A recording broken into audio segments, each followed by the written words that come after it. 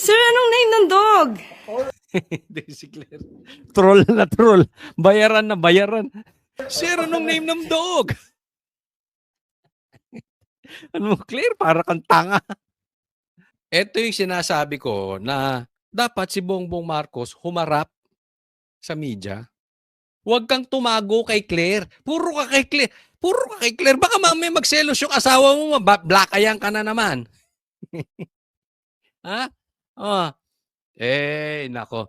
Ito yung sinasabi natin na puro ganito si Bongbong Marcos.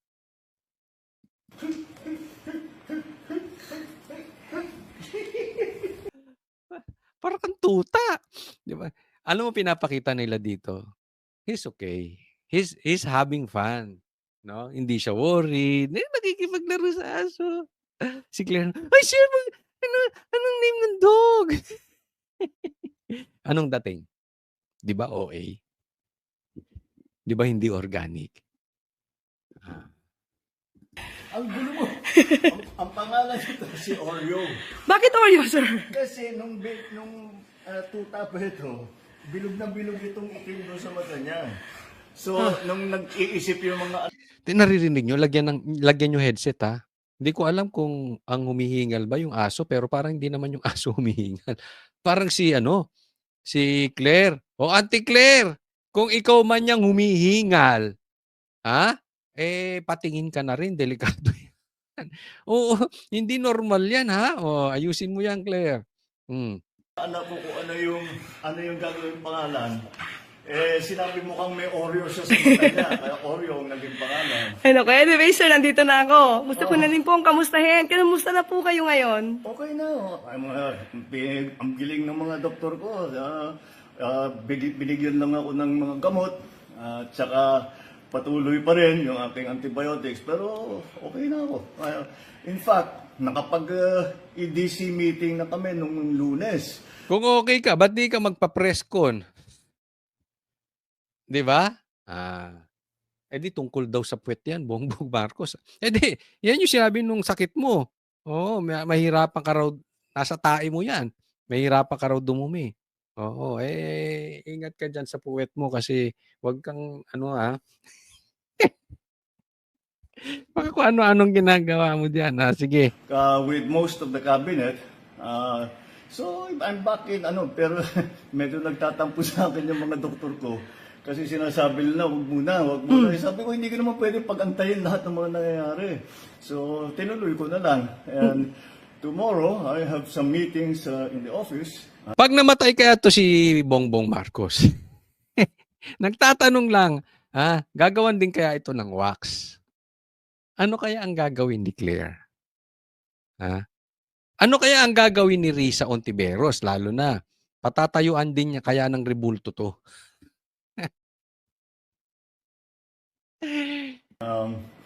And tuloy-tuloy na. Pero sir, nabanggit sa akin ni Sec D. Hoy, relax ka lang, Claire. Para kang para ka ring nakasyabu, ay cocaine. Oo. Pero sir, parang koliyala, kala. Dave, meron daw kayo napaniginipan. No. Parang may namimiss yata kayong food. Oy, yung labi mo, hindi yan AI, kaya ingat-ingat ka. Yung labi mo, steady mo lang, steady lang. Dahil, ang pa rito, kailangan for a few days, hindi ka pwedeng kumain ng solid food para matanggalan ng stress yung bituka mo. So, puro sabaw lang ako. Kaya nanaginip ako yung isang... Ang tigilan mo, hindi yung pagkain, yung cocaine. Yun ang magbibigay ng stress sa bituka mo at saka sa puwet mo. Makakabigay ng stress yung Kasi pagka nag-cocaine ka, baka ako ano-ano pinagagawa mo. May epekto yon. So itigil mo, yan ang una-unahang itigil mo yung cocaine. Sabi ko sa doktor, pwede na ba akong kumain ng kung ano-ano? Kasi nang naginip ako, nakakain ako ng steak. Yun lang ang iniisip ko. Pero hindi pa pwede. Hindi pa, ngayon pwede na. Pwede ngayon na. Pwede na. Ayan. Oo. Good news na yan. Kumain na ako ng hamburger. Ay, na. So, ang pinapakita nila dito, he's really okay. No? Si Claire, she's having fun. Anyway, sir, namimiss na kayo na ibang mga taga-media. Sabi nila, ba't hindi nakarating si Pangulo sa awards nights, awards rights ng mga outstanding government workers? Oo nga, oo nga. Hindi ako nakarating dahil meron pa akong gagawin. Pinapunta ako sa, nagkonsulta na nandito yung mga doktor. Nagkonsulta sila para tignan na talagang maayos. Kasi nga, Nagpunta dyan o dinala ka sa ospital? Sinugod ka sa ospital? Tanong, Claire. Sana masagot mo ito. O operahan ba si Bongbong Marcos o hindi? Simple lang naman yung tanong, di ba? Oo at hindi lang. Kung hindi, di hindi. At least, pag inoperahan, alam natin fake news ka, Claire. Yun lang. Sa media, tanong nyo rin, o operahan ba si Bongbong Marcos o hindi? reklamo sila na dapat magpahinga ako. Sabi ko, hindi ako pwedeng magpahinga. Hindi ako kasama dyan sa mga pahinga. Wag mo sana. Maraming salamat sa lahat ng tao that have been concerned about my health at maraming nagpadala na. Hindi, sa totoo lang, hindi ko gusto, no? Pero maraming tao gusto ka nang mamatay. Hindi sila concerned sa'yo. I mean, hindi ko sinasabing tama yung sinasabi nitong mga taon to na mag-wish ka na mamatay. Wag po natin gagawin yung kahit kanino. Pero hindi natin masisisi sila dahil sa pahirap na ginawa mo sa Pilipinas. Ang daming naghihirap sa Pilipinas dahil sa'yo. Ang mga mensahe na gumaling ka na kagad. Sabi ko, nagpapasalamat ako sa kanila. Thank you for your concern. But like I said, I got the best the best possible medical care that you can have. And that's why I'm already back in harness. Ito, paalala lang you may have the best medical support. Pero tatandaan natin, maraming mayayaman. Anong nangyari? Patay din. Kaya Bongbong Marcos, mamamatay ka din. Hindi, lahat naman tayo mamamatay di ba? Ang iisipin natin, Bongbong, kapag namatay ka tonight, wala kang mabibitbit kung saan ka man pupunta. Iiwan mong lahat. Yang bilyon mo, iiwan mo yan. Yang droga mo, iiwan mo yan. Yang posisyon mo, iiwan mo yan. Baka mamaya ang pumalit pa sa'yo, yung love. Yung love ng masakit yun para sa'yo. Anong punto natin? Dapat tayo lagi nating iniisip, paano ba tayo magsisilbi sa kapwa natin? Kasi yung karakter lang ang pwede nating mabitbit sa langit. Kung pupunta ka sa langit.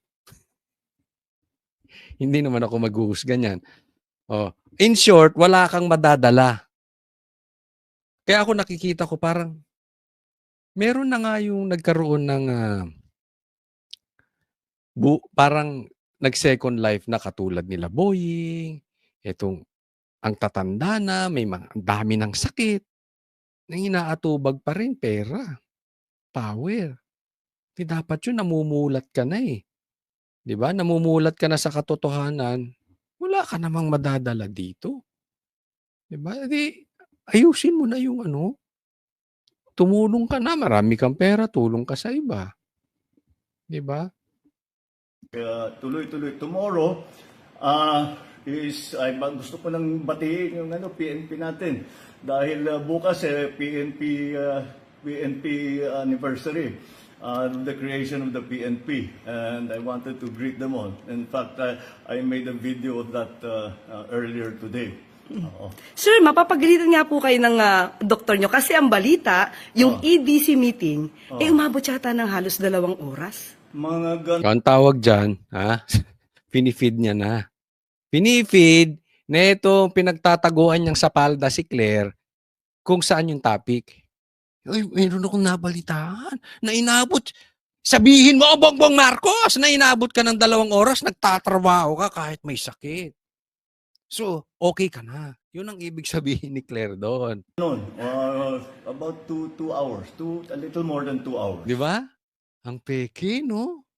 ang drama ng dating ni Claire. Parang, kinikilabutan ako. Parang, I feel na feel niya. Kulang na lang maging first lady ka, Claire.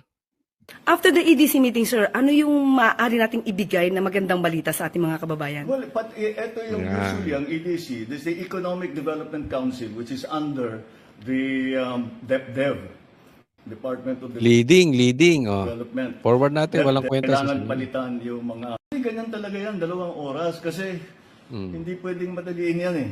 You cannot rush that because importante masyado and we're talking about some very important projects. And tinitingnan natin. So, after that, sir, Today, Meron nang gusto ipasok si Claire, makinig ka.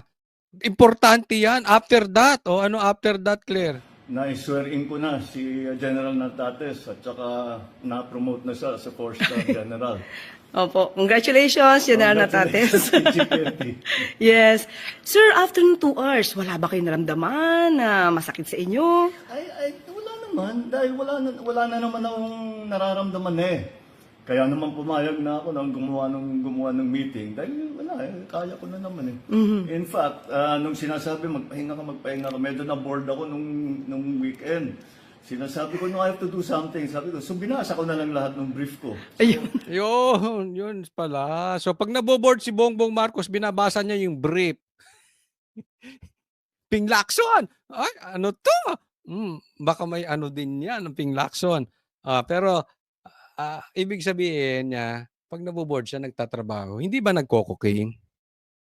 Hindi ba nagko-concert? Pero pansin nyo, parang nangayayat si Bongbong Marcos, ha? Hindi nyo ba napansin? Medyo up-to-date na ngayon ako. Ayun na, sir. Wala talagang pahinga kahit na merong nararamdaman. Ay, sip-sip! Alin to si Claire? Ay, Claire! Grabe ka kasip-sip! Kulang na lang, himurin mo yung puwet ni Bongbong Marcos. Ay. Dapat nga magpapahinga ako, pero hindi pwede. Importante. Maraming ginagawa eh. Yon. Sir, Yan. nabalitaan niyo na po ba itong si Kong Sandro nag-inhibit sa usapin tungkol sa impeachment? Ano po, nag-usap na po ba kayo? Hindi. Ang katotohanan, hindi nabalitaan ko sa news din. Hindi niya sinasabi sa akin. Pero tama yung ginagawa niya. That's very proper. Dahil I am his father. And siyempre meron siyang bias for me. Kahit pilitin mo na walang bias, meron talaga siya. Sana naman magkabias siya, no? Dahil anak mo siya. But, Pero hindi, sir eh. Hindi eh. Wrong answer. Kaya bunelta ni Claire, kita nyo, sabi, nabalitaan nyo ba yung sinabi ni Sandro na mag-i-inhibit siya kung sa impeachment mo? Sabi niya, tama naman yung ginagawa ni Sandro. Pero sa dulo, sana naman magkaroon siya ng bias. Pasok si Claire, siyempre, Bongbong, huwag kang pupunta dyan. Mali yan, wrong answer. Pero hindi, sir eh. Hindi eh. Diba? Nililid niya, teka muna, wag mo na ituloy yan. Hindi, pero tama yan. He should recuse himself. Belta na naman si Bongbong Marcos. Papunta na siya ron eh. Iba yung pinupuntahan niya, pero naisip niya sana magbayas ka, pumunta ron. Inawat ni Claire, balik siya ulit. Yan yung sinasabi natin. Kaya yan, nakikipag-interview lang sa mga ganyan, yung ililid siya sa kasinungalingan. Kasi pag yan, humarap sa media, luto ito. Sa tanungan pa lang, lalo't yung media kung magtatanong ng maayos, hindi rin bias, luto ito. Oo, dapat andyan ang Net25 tsaka SMNI. Sila lang ata ang magaling magtanong. Remove himself from the process so that the process can be seen to be fair and proper. Ayan. Pero sir, Ano?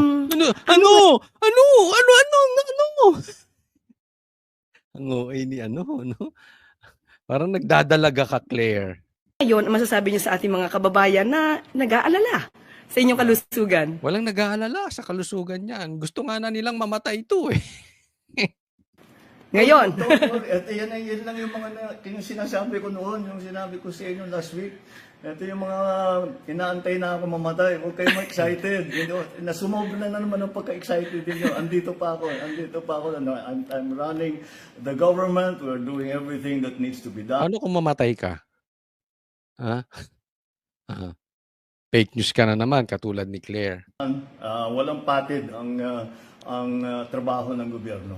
Pero sir, marami pong suporta na nagmumula talaga sa ibang mga kababayan natin na pinagdarasal po ang maganda niyong kalusugan, ang maayos na Ay, naku, kalusugan. Ako talaga, sa totoo, pinagdadasal ko si Bongbong Marcos. Ang dasal ko, Lord, sana ma-expose yung mga magnanakaw. Hindi, ito, ito ang dapat panalangin natin sa Panginoon. Ma-expose yung mga magnanakaw.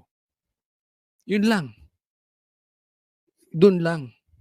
Kasi pag na-expose yung mga magnanakaw, yan one step closer tayo sa A New Philippines. Maraming salamat. Kaya nga nagpapasalamat ako sa kanila dahil nung nabalitaan nga na meron akong diverticulitis, ang daming nagsabi, ay meron din ako niyan. Yung kapatid ko ganyan, yung kaibigan ko ganyan. Ay papasalamat ako sa kanilang lahat dahil napakaganda naman malaman na napakarami na nag-aalala sa akin. Ayan. So, pinapakita na normal lang. Yung sakit niya, normal lang. Maraming nagkakaroon yan. Ganun lang. Ay, thank you sa inyo lahat. Sir, alam niyo ba yung huling video na kinunan ko sa inyo? Akala ng iba, sa ganda yata ng pagkakagawa ko dito, using my cellphone, Oo. AI, baka naman pwedeng magpa-selfie na lang ako, sir. Kaya ba, sir? Ayan o. Ayan ako. Hello po. Para... Hindi to AI. Hindi to Wow, AI. namayot talaga ako. Oh, ako, sir. Namayat ka. Tigil mo yung cocaine. Ikaw, Claire, nanaba ka. Busog ka eh. Busog ka, tingnan mo. Kamukha mo na si Michael B. Hawig na. Tingnan mo, hawig na sila ni Diskaya. Di ba? Tingnan nyo mabuti. Di ba? Michael B na Michael B. Mas lalo na yan. Diskaya ang datingan. Di ba? Anyway, hindi naman natin masabi kung dahil sa pangangatawan ng tao. Meron naman kasi na tumataba pero may sakit. Meron naman yung pumapayat healthy. Wag lang bigla. Kasi pagka bigla kang tumaba, lumabas yung pisngi mo bigla, baka nangurakot ka. Malaki ang lagayan. Yun lang naman yun. Hindi to Wow, AI. namayot talaga ako. Oh, ako, sir, hindi. Kasi galing ako Ikaw sa... hindi. Namayot Sarap ako. ng buhay mo eh. Ang sarap ng buhay mo. Dati vlogger ka lang eh. Ngayon natakdog ka na. Dati nga galit ka kay Bongbong eh. Di ba? Ang sarap ni Bongbong, no? Ang sarap ni Bongbong magmahal. Vlogger lang to dati eh. Galit na galit to kay Bongbong. Yung sinasabi ni Chavit eh. Anong nangyari? May budgetan daw yan.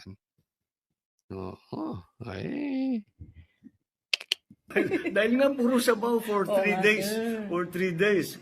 Pero saka, sir. Kaya naginip na nga ako ng steak. Pero sir, galing kasi kami sa Pasig River Esplanade. Oo. Kaya sabi ko, naku, pupunta ako kay Pangulo, amoy yata ako barbecue. Saka mga fishballs, ang dami po. Ang dami po nating kababayan na namasyan ngayon. Kasi Maganda. kahapon yung ribbon cutting Ribbon ni cutting. FL. Oo, oo, So, ayan oo. po. So, hindi po to Pinag niya paano nagtatrabaho si First Lady na hindi mo siya inaagawan. Yan yung talagang tinututukan niya. Bagay kayo! Opo. Oo. So, okay na po, sir. Thank you Sige, po. Thank sige. you po. At Salamat.